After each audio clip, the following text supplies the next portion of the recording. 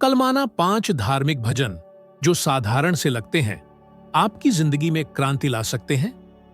जिन लोगों ने इन कम झात भजनों का उपयोग किया है उन्होंने धन सृजन की आसानी का अनुभव किया है।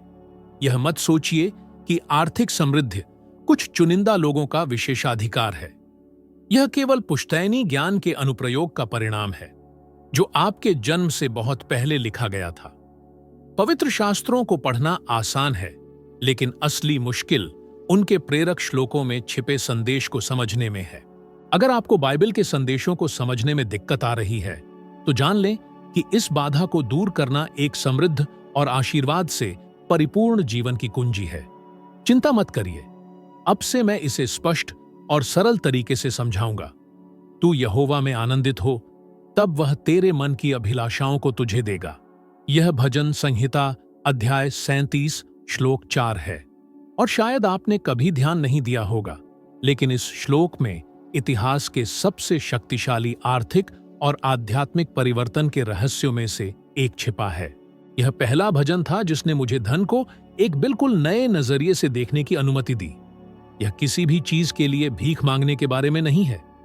यह एक गहरी इच्छा, उद्देश्य, विश्वास और कार्रवाई के साथ संरेखित इच्छा के बारे में बात करता है।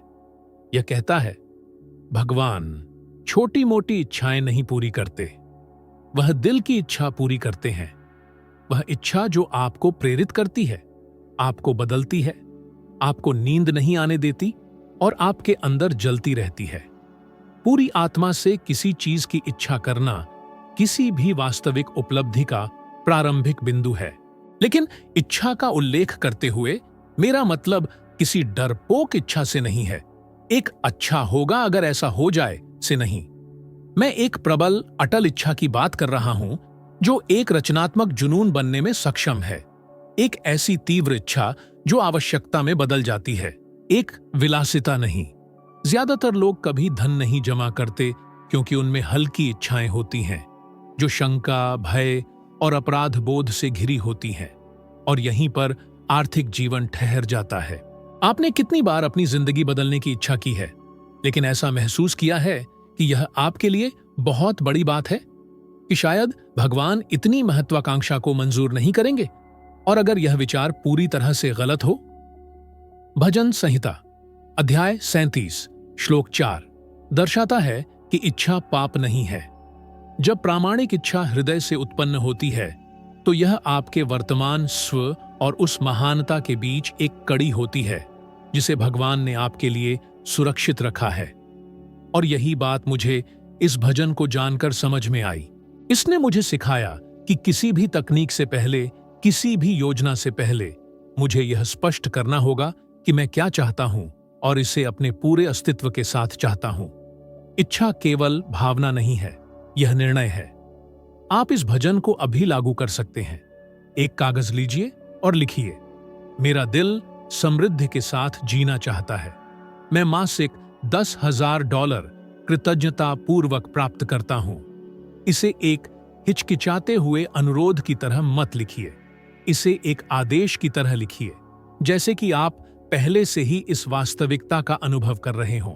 फिर आंखें बंद कर लीजिए और अपनी बैंक खाते में इस राशि की कल्पना कीजिए। अपने सभी आर्थिक दायित्वों को पूरा करने, यात्रा करने, अपने परिवार की सहायता करने, अपने प्रिय कार्यों में निवेश करने की शांति का अनुभव कीजिए। यह केवल कल्पना नहीं है, यह आंतरिक निर्माण है। यह उस सक्रिय विश्वास का प्रकार है जिसका वर्णन भजनकर्ता ने किया है। प्रभु में आनंदित होना, विश्वास करना, इच्छा करना और कार्य करना। और मैं इसे दृढ़ता से कह सकता हूं क्योंकि मैंने इसे अपने जीवन में प्रकट होते हुए देखा है। 13 साल की उम्र में मैं वर्जीनिया के ग्रामीण इलाके का एक गरीब लड़का था, लेकिन मेरे अंदर कुछ ऐसा था जो मुझे बता रहा था कि मैं आगे बढ़ सकता हूं। मुझे नहीं पता था कि कैसे, और मेरे पास संसाधन भी नहीं थे, लेकिन मेरे दिल में बढ़ने की प्रबल इच्छा थी। और मेरे सीने में जलती हुई इस इच्छा के साथ मैंने अपना खुद का स्थानीय अखबार माउंटेन रिपोर्टर लिखना और बेचना शुरू कर दिया। मैंने खुद टाइप किया, छापा और बेचा। मुझे इससे थोड़े पैसे मिले, लेकिन मुझे कुछ ऐसा मिला जो पैसे नहीं खरीद सकते। इस बात का यकीन कि मेरे सपने असत्य नहीं थे। यह छोटा अखबार मेरी यात्रा की शुरुआत थी। और जानते हैं कि मुझे किसने प्रेरित किया? ठीक वही जो भजन संहिता अध्याय 37 श्लोक 4 में वर्णित है। मैंने इस प्रक्रिया में आनंदित हुआ। मैंने जोश के साथ लिखा, मैंने विश्वास के साथ काम किया, और बिना जाने उस इच्छा ने मुझे एंड्रयू कार्नेगी, दुनिया के सबसे अमीर लोगों में से एक, के पास ले गई, जिन्होंने मुझे अपने जीवन की सबसे बड़ी चुनौती सौंपी। उस समय के सबसे बड़े करोड़पतियों की सफलता के रहस्यों का अध्ययन और प्रलेखन करना। अपना मार्ग यहोवा के हाथ में दे, उस पर भरोसा रख और वह तुझे कामयाब करेगा। यह भजन संहिता अध्याय 37 श्लोक 5 है। यह आपसे संदेह करने के लिए नहीं कहता। यह नहीं कहता सौंप दो लेकिन डरते रहो। यह सुझाव नहीं देता सौंप दो और लगातार सवाल करते रहो। यह स्पष्ट रूप से कहता है सौंप दो और भरोसा रखो। यही कुंजी है, अटूट विश्वास। और शायद यही सबसे बड़ी कठिनाई है उनके लिए जिन्होंने कोशिश की है, असफल हुए हैं, फिर से कोशिश की है, फिर से असफल हुए हैं और अब पूरी तरह से समर्पित होने से डरते हैं। सच्चाई यह है कि ज्यादातर लोग अपनी सांसों पर भी भरोसा नहीं करते। वे तनाव में रहते हैं, संशयी होते हैं, सबसे बुरा होने की उम्मीद करते हैं, और जब समृद्ध होने का अवसर आता है तो वे पहले से ही ऐसे विचारों से भर जाते हैं, क्या यह सही होगा? क्या यह कोई धोखा है? क्या मैं फिर से खुद को धोखा दे रहा हूं? लेकिन भजन स्पष्ट है, भरोसा करो। और अगर आप खुद पर भरोसा नहीं कर सकते तो किसी उच्च शक्ति पर भरोसा करना शुरू करें। ज्यादातर लोगों के जीवन में जिस चीज की कमी होती है वह प्रतिभा नहीं होती, न ही अवसर, बल्कि विश्वास होता है। वास्तविक विश्वास जो बाहरी संकेतों पर निर्भर नहीं करता, वह जो तब भी बना रहता है जब कुछ भी काम नहीं कर रहा होता, वह जो आपको कार्य करने के लिए प्रेरित करता है, भले ही सब कुछ इसके विपरीत संकेत दे रहा हो। विश्वास निष्क्रिय रूप से प्रतीक्षा करना नहीं है। विश्वास करना है, कार्य करना है और दृढ़ रहना है, क्योंकि आपके हृदय में यह पहले ही पूरा हो चुका है। और यहां एक सरल लेकिन शक्तिशाली प्रक्रिया आती है, प्रतिज्ञान। मानव मन लचीला होता है। यह वही दोहराता है जो सुनता है। यह उस पर विश्वास करता है जो सुदृढ़ होता है। इसलिए हर सुबह जागने पर और हर रात सोने से पहले एक स्पष्ट वर्तमान भावनात्मक वाक्य दोहराए। कहें, मैं समृद्ध हूं, मेरा मार्गदर्शन हो रहा है, मैं आत्मविश्वासी हूं, मैं बुद्धिमानी और उद्देश्य के साथ प्रतिमाह $10,000 कमाता हूं। इसे सच मानकर कहें। और अगर आपका मन आपको कम आंकने की कोशिश करता है तो और अधिक दृढ़ता से दोहराए, क्योंकि समय के साथ यह आवाज अपना विरोध करना बंद कर देगी और एक दिन यह विश्वास करने लगेगी और उस दिन सब कुछ बदल जाता है। हिल इसे गहराई से समझते थे। वे विश्वास की शक्ति में इतना विश्वास करते थे कि उन्होंने वर्षों तक दावा किया कि वे संयुक्त राज्य अमेरिका के 2 राष्ट्रपतियों वुडरो विल्सन और फ्रैंकलिन रूजवेल्ट के सलाहकार थे। आज कई इतिहासकार इस दावे की सच्चाई पर सवाल उठाते हैं, लेकिन जानते हैं कि कोई क्या नकार नहीं सकता कि वे इसे अपने शरीर के प्रत्येक कोशिका के साथ मानते थे। और यह विश्वास, यह अटूट दृढ़ विश्वास था जिसने उन्हें एक प्रभावशाली व्यक्ति के रूप में व्यवहार करने के लिए प्रेरित किया, जिसने उन्हें अधिकार के साथ लिखने के लिए प्रेरित किया, जिसने उन्हें उच्च पदस्थ लोगों को आकर्षित करने के लिए प्रेरित किया। हिल ढोंग नहीं कर रहे थे, वे इसे उस तीव्रता से जी रहे थे जो पहले से ही घटित होने से पहले विश्वास करती थी। और यही अंतर है जो प्राप्त करता है और जो केवल देखता है। अटूट विश्वास में न केवल आपकी भावनाओं को बल्कि आपके द्वारा उत्सर्जित होने वाली चीजों को भी ढालने की शक्ति है। अटूट विश्वास वाले लोग एक अलग ऊर्जा विकीर्ण करते हैं, वे चुंबकीय बन जाते हैं। विज्ञान इसे पहले ही पहचान चुका है। तंत्रिका विज्ञान में अध्ययन दर्शाते हैं कि विश्वास और कृतज्ञता से जुड़े मस्तिष्क के पैटर्न आत्मविश्वास और कल्याण से संबंधित डोपामाइन, सेरोटोनिन और अन्य न्यूरोट्रांसमीटरों की रिहाई को बढ़ाते हैं। दूसरे शब्दों में, विश्वास मस्तिष्क को बदलता है। विश्वास शरीर को पुण्य प्रोग्राम करता है। विश्वास आपको दुनिया में पुण्य स्थापित करता है। इसलिए यदि आप अभी खुद पर संदेह कर रहे हैं, यदि आपका मन आपको कह रहा है यह मेरे लिए नहीं है, तो मैं चाहता हूं कि आप गहरी सांस लें और जोर से कहें, भले ही मैं अब भी न देख पाऊं, मैं भरोसा करता हूं।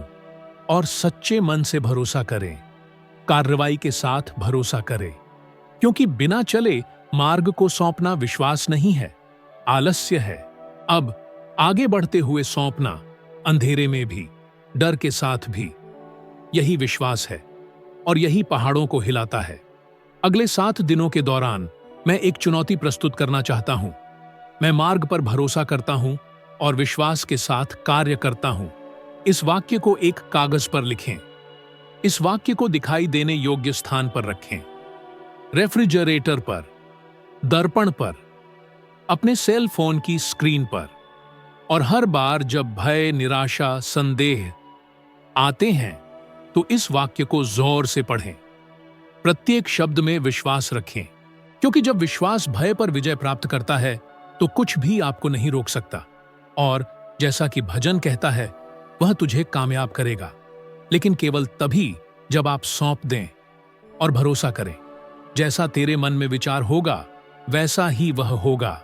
यह नीति वचन अध्याय 23 श्लोक 7 है। और यद्यपि तकनीकी रूप से यह भजन नहीं है, यह उन गहरे सत्यों में से एक को प्रकट करता है जो सीधे हिल की शिक्षाओं से जुड़े हैं। आप वही बन जाते हैं जो आप आंतरिक रूप से दोहराते हैं। और यहां समृद्ध के तीसरे भजन की कुंजी है, आत्म सुझाव की शक्ति। ज्यादातर लोग उन विचारों से बंधकर जीते हैं जो उनके अपने भी नहीं हैं। ये परिवार के सदस्यों की आवाजें हैं जो कहते थे, पैसा हम लोगों के लिए नहीं है। शिक्षक जो दोहराते थे, तुम कभी आगे नहीं बढ़ पाओगे। साथी जो मजाक उड़ाते थे, तुम खुद को क्या समझते हो। और ये आवाजें समय के साथ आपकी बन जाती हैं। आप बिना जाने खुद को नुकसान पहुंचाने लगते हैं। आत्म सुझाव इन आवाजों को फिर से लिखने की प्रक्रिया है। हर रोज वो दोहराने की कला है जो आप सच बनना चाहते हैं। और विज्ञान ने इसे सिद्ध भी कर दिया है। न्यूरोप्लास्टिसिटी के अध्ययन दर्शाते हैं कि मस्तिष्क दोहराए जाने वाले पैटर्न के आधार पर नए तंत्रिका संबंध बनाता है। यानी जब आप कहते हैं मैं समृद्ध हूं, तो मस्तिष्क एक समृद्ध व्यक्ति की पहचान बनाना शुरू कर देता है। लेकिन एक महत्वपूर्ण बात है, भावना। यदि आप बिना विश्वास के कोई वाक्य कहते हैं तो वह आपके दिमाग में स्थापित नहीं होता है। लेकिन जब आप कृतज्ञता, विश्वास और एक स्पष्ट मानसिक चित्र के साथ मैं आर्थिक रूप से धन्य हूं कहते हैं, तो यह गहरी जड़ें जमा लेता है। हिल इस अभ्यास को चरम सीमा तक ले गए। अपनी पुस्तक में उन्होंने बताया कि कैसे वे हर रात अपने अदृश्य सलाहकारों के साथ मानसिक बैठकें करते थे। अपनी कल्पना में वे महान ऐतिहासिक हस्तियों Abraham Lincoln, Thomas Edison, Henry Ford से मिलते थे और उनका मार्गदर्शन मांगते थे। क्या यह अजीब लगता है? लग सकता है, लेकिन कल्पना के इस अभ्यास ने उन्हें समाधान, अंतर्दृष्टि और स्पष्टता तक पहुंचने की अनुमति दी, जैसे कि उनके पास प्रतिभाशाली लोगों की एक परिषद हो। सबसे दिलचस्प बात यह है कि समय के साथ उन्हें मानसिक उत्तर इतने स्पष्ट मिलने लगे कि वे लगभग मानने लगे कि ये लोग वहां थे, उनसे बात कर रहे थे और शायद थे, क्योंकि जब मन विश्वास करता है तो वह ऐसे अनुभव बनाता है जो वास्तविक लगते हैं। आप कुछ बहुत ही सरल से शुरुआत कर सकते हैं। 3 कथन चुनें। उदाहरण के लिए, मैं समृद्ध होने के योग्य हूं। पैसा अप्रत्याशित तरीकों से मेरे पास आता है। मुझे सही अवसरों के लिए निर्देशित किया जाता है। अब इन वाक्यों को कागज पर लिखें और इन्हें बाथरूम के दर्पण, रेफ्रिजरेटर, अपने मोबाइल पर लगा दें।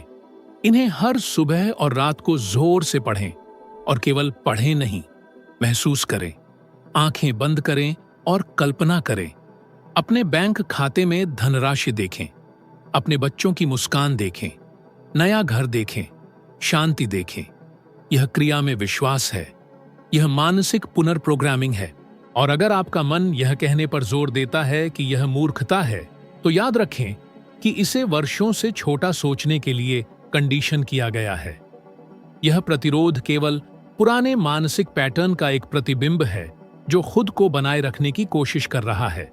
लेकिन अगर आप कुछ हफ्तों तक लगातार प्रयास करते हैं तो आप कुछ उल्लेखनीय देखेंगे।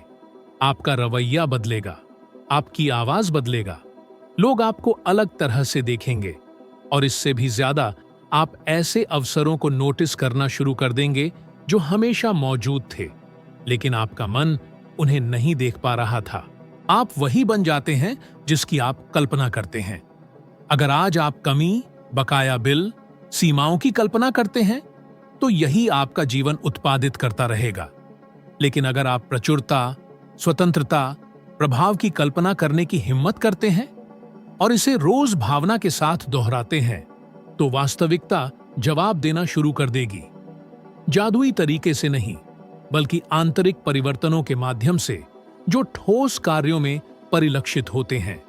और ये क्रियाएं संचित होकर किसी भी भाग्य को बदल देती हैं। अगले 7 दिनों में मैं आपको इस अभ्यास को करने की चुनौती देता हूं। अपने वाक्य चुनें, एक सुबह और रात की दिनचर्या स्थापित करें, 3 मिनट, बस इतना ही, और देखें कि आपका मन कैसे उस चीज के साथ संरेखित होना शुरू कर देता है जो पहले असंभव लगती थी। क्योंकि जैसा कि बाइबल के श्लोक में कहा गया है, जैसे आप कल्पना करते हैं वैसे ही आप बनेंगे। यह कोई रूपक नहीं है, यह एक अदृश्य नियम है जो उन सभी पर लागू होता है जिनमें विश्वास करने का साहस है। कितना अच्छा और सुहावना है कि भाई एकता में साथ रहें। भजन संहिता 133 पद 1। यह भजन एक शक्तिशाली सिद्धांत को प्रकट करता है और अक्सर समृद्धि की तलाश करने वालों द्वारा अनदेखा किया जाता है। एकता की शक्ति। और यह केवल दूसरों के साथ अच्छा व्यवहार करने के बारे में नहीं है, बल्कि उन लोगों के साथ संरेखित होने के बारे में है जो बड़ा सोचते हैं, जो आपके सोचने के स्तर को ऊंचा उठाते हैं, जो भविष्य के समान दृष्टिकोण साझा करते हैं। एक अदृश्य ऊर्जा है जो सक्रिय होती है जब 2 या 2 से अधिक मन एक सामान्य उद्देश्य के इर्द गिर्द जुड़ते हैं। नेपोलियन हिल ने इसे मास्टरमाइंड कहा, जो संरेखित दिमागों का एक मिलन है जहां संपूर्ण भागों के योग से बड़ा हो जाता है। अधिकांश लोग अकेले समृद्ध होने की कोशिश करते हैं। वे अपने विचारों, अपने सपनों, अपनी कठिनाइयों को छुपाते हैं, जैसे कि साझा करना एक कमजोरी है। लेकिन यह अहंकार का एक जाल है।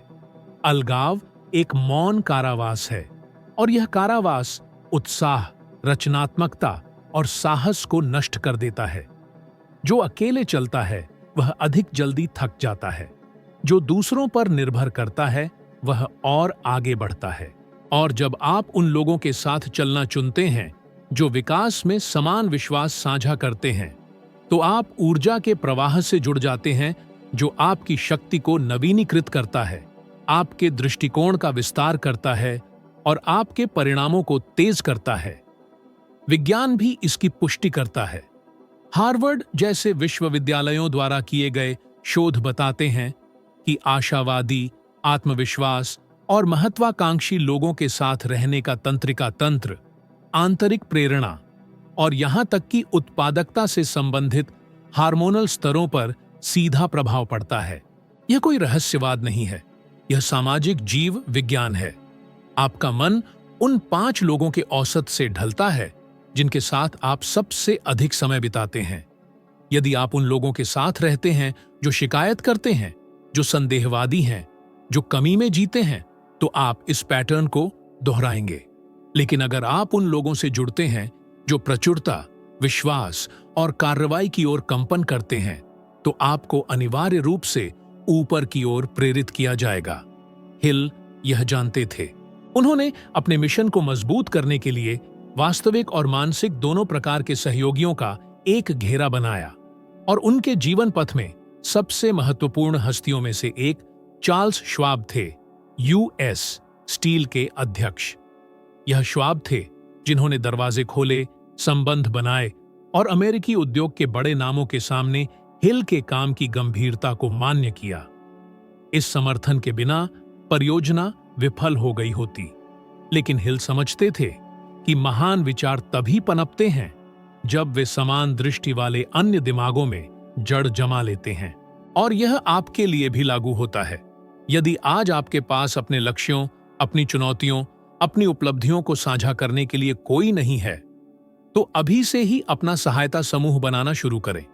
यह कोई मित्र, कोई परिवार का सदस्य, कोई सहकर्मी, इंटरनेट पर कोई भी हो सकता है। अपने लक्ष्य को साझा करें। कहें, मैं $10,000 प्रति माह की आय प्राप्त करना चाहता हूं और मैं इसके लिए प्रतिबद्ध हूं। इस व्यक्ति को अपने साथ चलने के लिए आमंत्रित करें। इससे कोई फर्क नहीं पड़ता कि वह अभी भी विश्वास नहीं करता है। महत्वपूर्ण यह है कि आप वह माहौल बनाना शुरू कर दें जहां यह विश्वास पनप सके। और अगर आप वास्तव में अपने परिणामों को तेज करना चाहते हैं, तो सार्वजनिक रूप से प्रतिबद्धता करें। कागज पर लिखें, कहीं प्रकाशित करें, जोर से कहें, मैं एक समृद्ध व्यक्ति बन रहा हूं और मैं उन अन्य लोगों से जुड़ता हूं जो यही चाहते हैं। इस प्रकार का बयान हिल द्वारा कही गई भावनात्मक जिम्मेदारी को सक्रिय करता है। जब आप एक उद्देश्य साझा करते हैं, तो आप निराश नहीं होने और दूसरों को निराश नहीं करने के लिए कार्य करने की अधिक संभावना रखते हैं। अगले 7 दिनों में चुनौती यह है, विकास की साझेदारी करने के लिए किसी को खोजें। एक स्पष्ट लक्ष्य साझा करें। इस पर साप्ताहिक चर्चा करने का समय निर्धारित करें। विचारों, समर्थन, रणनीतियों का आदान प्रदान करें। और अगर कोई भी इस निमंत्रण को स्वीकार नहीं करता है, तो इसे अपने आप से करें, पत्र लिखें, ऑडियो रिकॉर्ड करें, अपनी प्रतिबद्धता बनाए रखें। क्योंकि जैसा कि भजन कहता है, जब मन मिलते हैं तो कुछ अच्छा और सुहावना, और मैं कहूंगा चमत्कारिक होता है। आप जिस समृद्धि की इतनी तलाश कर रहे हैं, वह अधिक प्रयास के लिए नहीं, बल्कि अधिक जुड़ाव के लिए इंतजार कर सकती है। क्योंकि कोई भी अकेला नहीं जीतता, और जो इसे समझता है वह आगे बढ़ता है। और जो इसे जीता है वह न केवल अपना जीवन, बल्कि अपने आसपास के लोगों का जीवन भी बदल देता है। जो आंसुओं के साथ बोते हैं, वे आनंद के गीतों के साथ काटेंगे। भजन संहिता 126 पद 5। यह भजन समृद्धि की यात्रा में सबसे गलत व्याख्या किए गए सिद्धांत को सिखाता है, असफलता के मूल्य को। यह नहीं कहता है कि जो आनंद के साथ बोता है वह आनंद के साथ काटेगा। यह कहता है कि जो रोते हुए बोता है, जो दर्द के बीच में बोता है, जो टूटे हुए दिल के साथ भी कायम रहता है, वह आनंद के साथ काटेगा। अधिकांश लोग असफलता को इस बात का संकेत मानते हैं कि वे जीतने के लिए पैदा नहीं हुए थे। लेकिन यह भजन इसके विपरीत प्रकट करता है। यह दर्शाता है कि असफलता प्रक्रिया का हिस्सा है, कि दुख उपजाऊ हो सकता है, कि दर्द एक प्रकार की भूमि हो सकती है जहां अदृश्य बीज अंकुरित होते हैं। अंतर यह है कि आंखों में आंसू होने के बावजूद भी बोते रहना है। सच्चाई यह है कि हमें हारना कोई नहीं सिखाता। बचपन से ही हमें गलती से डरना, कमियों को छिपाना, ठोकरों पर शर्मिंदा महसूस करना सिखाया जाता है। लेकिन वास्तविक जीवन इस तरह काम नहीं करता है। महान जीत असफलताओं के पहाड़ों पर बनती है। सवाल यह नहीं है कि गिरने से बचना है, यह बेहतर तरीके से उठना सीखना है। प्रत्येक गिरावट से एक नक्शा, एक सबक, एक नई शक्ति निकालना है। और यह दर्द को रोमांटिक बनाना नहीं है, यह एक नया अर्थ देना है। यह समझना है कि बिना घर्षण के कोई विकास नहीं होता है। आत्मा को विस्तार करने के लिए प्रतिरोध की आवश्यकता होती है। और समृद्ध होने वाले व्यक्ति की मानसिकता वह नहीं है जो असफल होने से बचती है, बल्कि वह जो जल्दी सीखती है और आगे बढ़ती है। नेपोलियन हिल ने इसे 1 से अधिक बार अनुभव किया। वे कोई पूर्ण प्रतिभाशाली नहीं थे, न ही कोई त्रुटिरहित लेखक। उनके विचार अस्वीकार किए गए, कंपनियां दिवालिया हो गईं, प्रस्तावों को नजरअंदाज कर दिया गया। अपने जीवन के एक निश्चित समय पर उन्होंने संपत्तियां गंवाईं, गंभीर वित्तीय कठिनाइयों का सामना किया। उनकी उपलब्धियों को बढ़ा चढ़ाकर बताने का आरोप लगाया गया। लेकिन इन सब के बावजूद उन्होंने हार नहीं मानी। उन्होंने लिखना, पढ़ाना, प्रेरित करना जारी रखा। उन्हें पता था कि कटाई बुवाई के साथ नहीं होती, और उन्हें पता था कि जब तक वे ध्यान, विश्वास और कार्य पर ध्यान केंद्रित रखेंगे, भले ही आंसू हो, खुशी आएगी। जिसने जीत हासिल कर ली है, उसकी प्रशंसा करना आसान है। प्रक्रिया में खुद को ढालना मुश्किल है, लेकिन इसी प्रक्रिया में उनकी कहानी लिखी जाती है। इसलिए अगर आज आप किसी मुश्किल दौर से गुजर रहे हैं, अगर आपने पैसा, समय, अवसर गंवा दिए हैं, तो जान लें, आप अभी भी बुवाई कर रहे हैं। और एकमात्र चीज जो आप नहीं गंवा सकते, वह है आगे बढ़ने की इच्छा। अपनी कॉपी खोलिए और लिखिए, आखिरी निराशा क्या थी जिसने आपको गहराई से प्रभावित किया? वह आपको क्या सिखाना चाहती थी? आज से आप क्या निर्णय ले सकते हैं ताकि इसी चक्र को दोहराने से बच सकें? आंसुओं के बीच आप अब क्या बीज बोएंगे? वैज्ञानिक प्रमाण पहले से ही मौजूद है। जो व्यक्ति अपनी असफलताओं को बहुमूल्य सबक के रूप में फिर से समझने में सक्षम होते हैं, उनमें भावनात्मक पुनर्प्राप्ति, स्थायी सफलता और अस्तित्वगत संतुष्टि के उच्चतर स्तर दिखाई देते हैं। स्टैनफोर्ड विश्वविद्यालय में किए गए एक शोध से पता चला है कि जो लोग विकास की मानसिकता रखते हैं, वे प्रतिकूलताओं का सामना अधिक एकाग्रता, रचनात्मकता और दृढ़ता के साथ करते हैं। इसका मतलब है कि दर्द अंतिम बिंदु का प्रतिनिधित्व नहीं करता है। यह प्रशिक्षण है, फोर्ज है, वह स्थान जहां आपके विकास का अगला स्तर ढाला जा रहा है। अगले 7 दिनों में चुनौती यह है, हाल ही में हुई एक असफलता का चयन करें और 3 सबक बताएं जो उसने आपको दिए। फिर उन पाठों के आधार पर 3 क्रियाएं सूचीबद्ध करें जो आप करेंगे। अंत में धन्यवाद दीजिए। हां, असफलता के लिए धन्यवाद दीजिए। केवल वही व्यक्ति जो दर्द के लिए आभारी है, आने वाली खुशी का अधिकारी है, और वह आएगी, क्योंकि जो आंसुओं से बोता है वह आनंद से काटता है, और जो असफलता को ज्ञान में बदल देता है वह अनिवार्य रूप से कमी को प्रचुरता में बदल देता है। यह उन लोगों का इनाम है जो हार नहीं मानते। यह उन लोगों का वादा है जो लगाते रहते हैं, तब भी जब जीवन बंजर लगता है, क्योंकि कटाई हमेशा आती है, हमेशा, लेकिन केवल उन लोगों के लिए जो दृढ़ रहते हैं। अब जब आपको इन 5 शक्तिशाली स्तोत्रों के बारे में पता चल गया है, और वे न केवल आपके मन को बल्कि आपकी वित्तीय और आध्यात्मिक वास्तविकता को कैसे बदल सकते हैं, याद रखें, यह सिर्फ शुरुआत है। इस यात्रा में उठाया गया प्रत्येक कदम आपके जीवन के पाठ्यक्रम को पूरी तरह से फिर से परिभाषित करने की शक्ति रखता है। और अगर आप यहां तक पहुंच गए हैं, तो इसका मतलब है कि आपके भीतर कुछ जागना शुरू हो गया है। इसलिए आगे बढ़िए। अगला वीडियो क्लिक करें जो इस समय आपकी स्क्रीन पर दिखाया जा रहा है। वहां आप व्यावहारिक ज्ञान और वास्तविक परिवर्तन की इस सीढ़ी पर एक और कदम ऊपर जाएंगे। और मैं आपको विश्वास दिलाता हूं, यदि आपने इस सामग्री को प्रभावशाली माना है, तो अगला आपको जीवन को एक पूरी तरह से नए दृष्टिकोण से देखने में मदद करेगा। मैं आपका समर्थन करने के लिए यहां हूं। आपका वहां इंतजार करूंगा।